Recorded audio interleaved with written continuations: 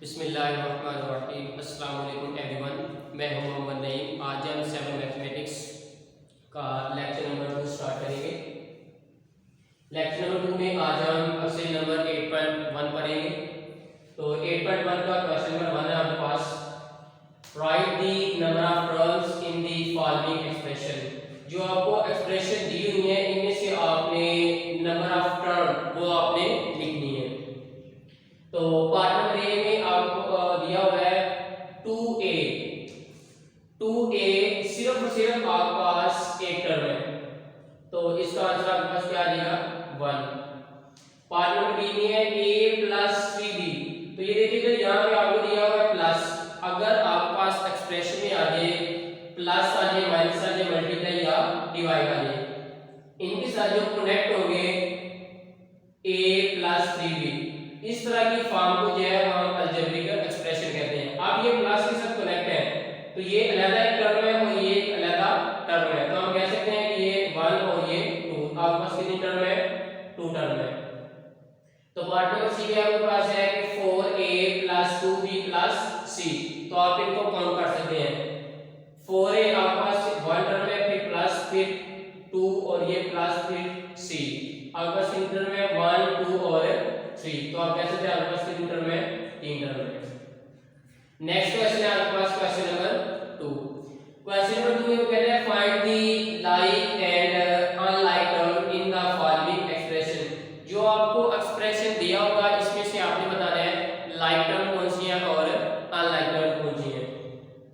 तो सबसे पहले आपको बताओ कि लाइक टर्म कौन सी होती है और अनलाइक टर्म कौन सी होती है।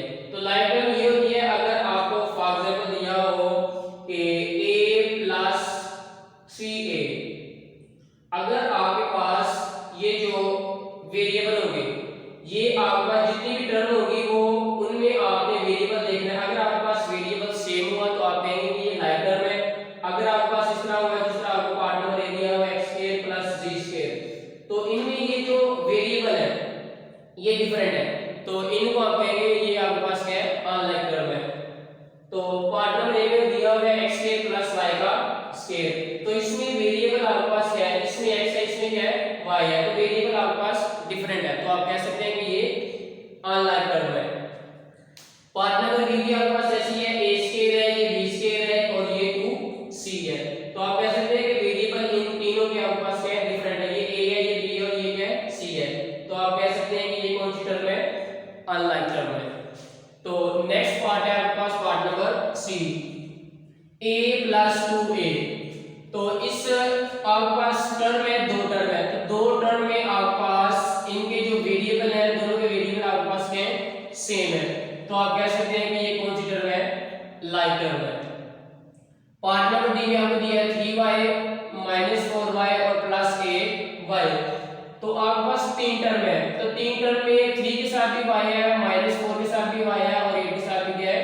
y है, तो तीनों के वेरिएबल आपके पास सेम है, तो आप कह सकते हैं कि ये कौन सी टर्म है? आपके पास लाइक टर्म है। लास्ट पार्ट है इसका पार्ट नंबर ई, 2x प्लस 3y और 4z प्लस 2z। तो आप कह सकते हैं कि ये जो एक्सप्रेशन दी हुई है इसमें 2x और 3y है, क्योंकि इसके साथ x है और इसके साथ 3 के साथ क्या है? y है, तो आप कह सकते हैं कि ये अनलाइक टर्म है। अगर आपके पास होता 2x प्लस 3x होता, अगर आपके पास 2x प्लस 3x होता तो 2 टर्म है आपके पास, तो इन दोनों का जो वेरिएबल होगा वो क्या है? अगर सेम हुआ तो आपके पास लाइक टर्म है, अगर इस तरह डिफरेंट हुआ तो आप कह सकते हैं कि ये अनलाइक टर्म है। तो 4z प्लस 2z, 4 के साथ भी z है और 2 के साथ भी क्या है? z है, इन दोनों का जो वेरिएबल है वो आपके पास क्या है? सेम है, तो आप कह सकते हैं 4z और 2z जो है वो आपके पास कौन सी टर्म है? लाइक टर्म है। नेक्स्ट क्वेश्चन है हमारे पास क्वेश्चन नंबर 3 कि pick out the monomial, binomial and trinomial expression. कि जो आपको एक्सप्रेशन दी होगी इसमें से आपने मोनोमियल बताना है, बाइनोमियल बताना है और ट्राइनोमियल बताना है। तो सबसे पहले आपको बताओ कि मोनोमियल क्या होता है। मोनोमियल ये होता है कि आपको एक पॉलिनोमियल दिया हो, उसमें जो एक टर्म होगी, सिर्फ एक टर्म, उसको हम मोनोमियल कहते हैं। और एक्सप्रेशन दिया होगा उसमें से अगर आपके पास 2 टर्म होगी उनको हम बाइनोमियल कहते हैं। और एक्सप्रेशन में से अगर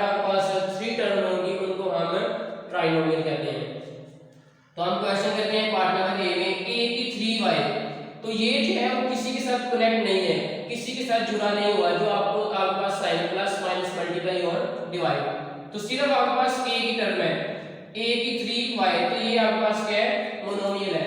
अगर आपके पास फॉर एग्जांपल जो है वो होता 2x प्लस 3y, तो ये जो दोनों टर्म है ये कनेक्ट है प्लस के साथ, तो आप कह सकते हैं कि ये दो टर्म है, एक ये और एक ये है। ये आपके पास एक अलजेब्रिक एक्सप्रेशन है।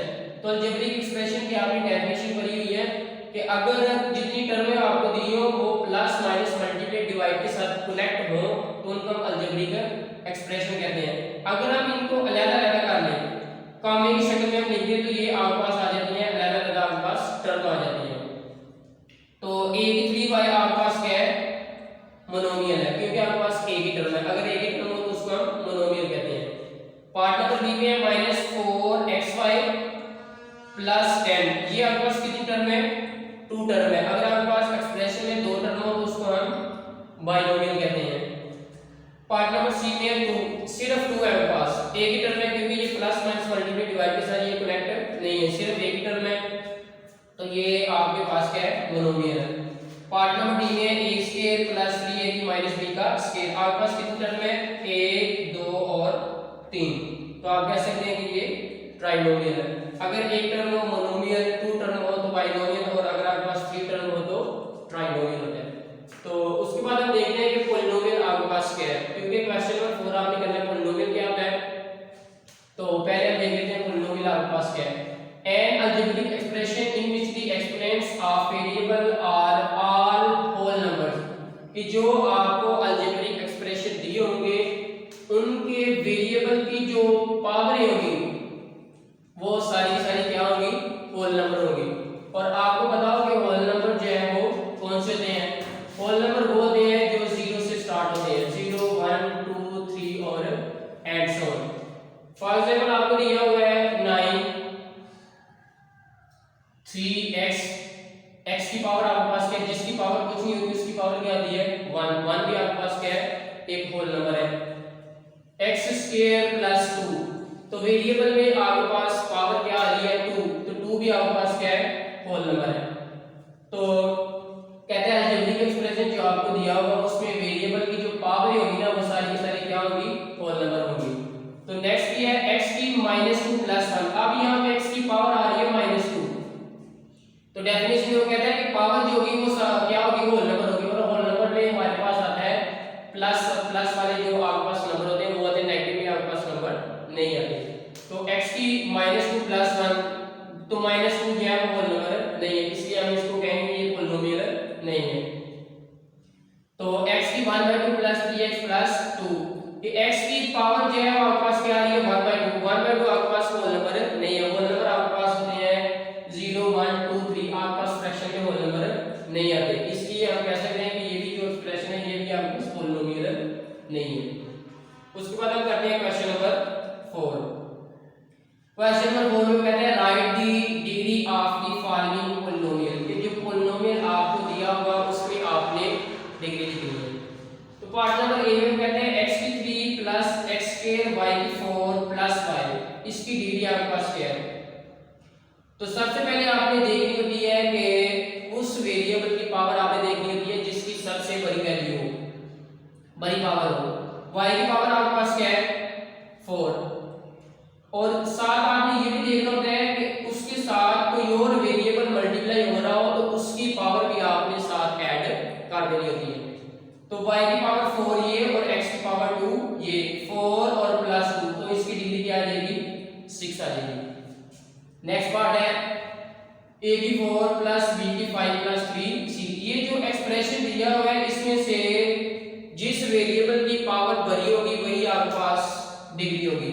तो a की 4 है और b की 5 है, तो b की 5, ये जो 5 है ये आपके पास क्या होगी, इस एक्सप्रेशन की डिग्री होगी। 4c की 4, यहाँ पे x की 3 है और x की 2 है। एक्सप्रेशन में जिस वेरिएबल की पावर बड़ी होगी वही आपके पास क्या होगी, डिग्री होगी। तो c की पावर 4, ये आपके पास क्या डिग्री 4 आ गई। लास्ट पार्ट है आपके पास n प्लस mx प्लस 6, तो n प्लस mx वेरिएबल है, तो वेरिएबल यहाँ पे इसकी पावर क्या आ रही है 1 आ रही है।